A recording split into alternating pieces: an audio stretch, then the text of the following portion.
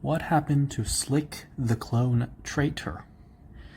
The last time we saw Slick in Season 1 of Star Wars The Clone Wars, Slick was captured by Captain Rex and Commander Cody, and he was taken away. Of course, Anakin Skywalker and Obi-Wan Kenobi had a little talking to with Slick, and that was the last we saw of Slick. Now, what happened to him afterwards?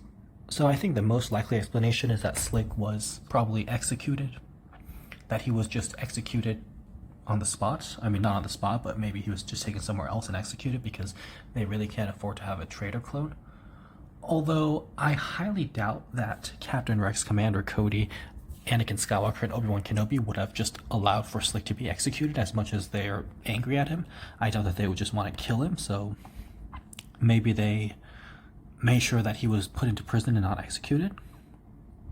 Now, in terms of Slick, it is also interesting how Slick is actually briefly alluded to. He's mentioned indirectly in Season 6 of the Clone Wars when Clone Trooper Tup turns on Jedi Templar and kills her.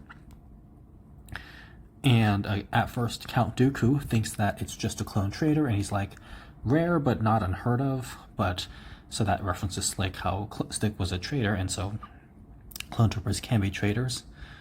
But anyway, yes. But if Slick stayed in prison, what happened to him? Because if he just stayed in prison, then during Order 66, his inhibitor chip would have gone off, and he would have been directed into killing Jedi, except I guess him being in prison, there would really be no Jedi to kill, so I guess he would just stay in prison. And afterwards, maybe after the war, maybe Slick was executed after the war, because Darth Sidious figured having a clone traitor running around is probably not a good idea, because who knows what this clone traitor, if this clone traitor was betraying the Jedi even before the inhibitor chip went off, then this clone is too independently minded and he is just thinking too much on his own, so it's probably safer to just get rid of him. So maybe Slick was killed by the Empire. It would have been very interesting to see Slick in Star Wars Rebels. Instead of having Commander Wolf and Gregor, honestly, in terms of Clone Trooper Gregor, I have a lot to say about him, but we'll save that for later. But instead of having Gregor and Commander Wolf with Captain Rex, I would have probably had like Slick or Tuck LaQuaine or Commander Cody with Captain Rex, and I think it would have been way more interesting.